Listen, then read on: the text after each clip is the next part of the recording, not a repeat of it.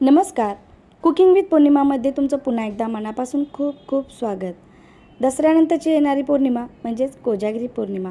धार्मिकदृष्ट्या या पौर्णिमेला खूप महत्त्वाचं स्थान आहे. या रात्री सर्वजण जागरण करतात आणि मध्यरात्री हे मसाला दूध प्रसाद म्हणून घेतलं जातं. तर या मसाला दुधामध्ये जी पावडर वापरली जाते ती कशी बनवायची ते आज आपण पाहणार आहोत.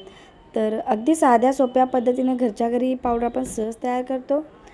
तर दूध मसाला पावडर तयार करण्यासाठी इथं मी एक पॅन गरम करत ठेवलेला आहे. त्यामध्ये साधारण 30-35 बदाम घेतलेले आहेत, 15-20 आपण घेतलेले आहेत काजू आणि 15-20 घेतलेले आहेत पिस्ते.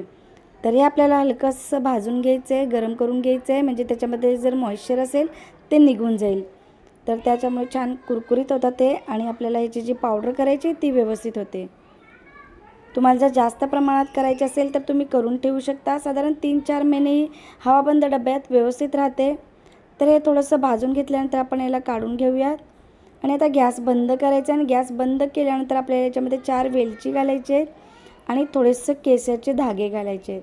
तर लक्षात ठेवा मी इथं गॅस बंद केलेला आहे. फक्त आपल्याला गरम पॅनमध्ये थोडंसं हलकंसं भाजून घ्यायचं आहे. तर हे भाजून घेतलेलं आहे आणि आता आपण याला थंड करून घेऊयात. थंड होते तोपर्यंत आपण इकडे दूध गरम करायला ठेवूयात. तर एक भांडं घेतलेलं आहे मी आणि त्याच्यामध्ये आपण आता दूध घालूयात. इथं साधारण मी 3.5 ग्लास दूध घेते आणि ते आपल्याला 3 ग्लास होईपर्यंत आटवून घ्यायचं आहे. तर दूध थोडंसं गरम झाल्यानंतर इथं आपण साखर घालणार आहोत. त्यामध्ये हे मी अगोदर थोडंसं गरम केलेलं दूध आहे. जर तुमचं दूध कच्चं असेल, निरसं असेल तर तुम्ही पहिला दूध पूर्ण उकळून घ्या आणि त्याच्यानंतरच मग साखर घाला. इथं मी 4 चमचे साखर घातलेली आहे. तुम्ही तुमच्या आवडीप्रमाणे कमी जास्त घालू शकता. तर आता सर्व ड्रायफ्रूट्स वेलची आपण मिक्सरच्या भांड्यामध्ये घेतलेली आहे. त्यामध्येच मी 1 चमचाभर साखरही घातलेली आहे. साखर घातल्यामुळे ड्रायफ्रूट्सला जो ऑइलीपणा असतो तो सुटत नाही बाहेर आणि पावडर छान मोकळी होते. तर इकडं आपलं पावडर तयार झालेली आहे आणि आपण एका बाउलमध्ये काढून घेतलेली आहे. तुम्ही तर पाहू शकता किती व्यवस्थित अशी तयार झालेली आहे पावडर, मोकळी अशी. तर ही पावडर जर आपण दुधामध्ये वापरली तर दुधाला रंग आणि चव खूप सुरेख येते. तर एक वेळ नक्की ट्राय करून पहा. तर इकडे दूधही आपलं छान उकळलेलं आहे. तर त्यामध्ये आपण घालणार आहोत साधारण 2 चमचे चारोळी. ही ऑप्शनल आहे, तुम्हाला जर नसेल घालायची तर नाही घातली तरी हरकत नाही. पण दुधामध्ये थोडासा क्रंचीनेस येतो यामुळे आणि चवीलाही खूप छान लागते.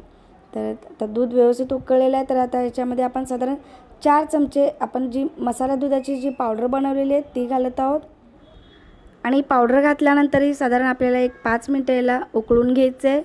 व्यवस्थित हलवून घ्यायचं आहे आणि कडेला जी साय म्हणजे मलाई जी लागलेली असते ती या दुधामध्ये मिक्स करून घ्यायची आहे. त्यामुळे अतिशय सुंदर असे दूध लागतं आणि खूप घट्टही दूध करायचं नाही आहे, नाहीतर मग ती रबडी तयार होते. तर अगदी परफेक्ट असे दूध तयार झालेलं आहे. कन्सिस्टन्सी एकदम व्यवस्थित आलेली आहे. तुम्हाला जर अजून थोडं घट्ट हवं असेल तर तुम्ही तसंही करू शकता आणि चवीला अतिशय सुंदर लागतं. तर व्यवस्थित असं हे दूध तयार झालेलं आहे आणि रंगही अतिशय सुंदर आलेला आहे. तर आता आपण गॅस बंद केलेला आहे आणि सर्व करण्यासाठी आता आपण ग्लासमध्ये काढून घेणार आहोत. तुम्ही तर पाहू शकता किती सुंदर असं हे रंग आलेला आहे आणि कन्सिस्टन्सी अगदी परफेक्ट आलेली आहे. तर आपण गरमागरम हे दूध सर्व करूयात आणि ह्याच्यावर गार्निशिंगसाठी आपण थोडेसे ड्रायफ्रूट्सचे कापही घालणार आहोत. तर रात्रीच्या गुलाबी थंडीमध्ये असे जर मसालेदार गरमागरम दूध मिळालं तर खूपच छान. आणि स्वतः मसाला पावडर बनवून जर हे तुम्ही जर दूध बनवलं तर त्याची चव तुम्हाला अजून जास्त आनंद देईल.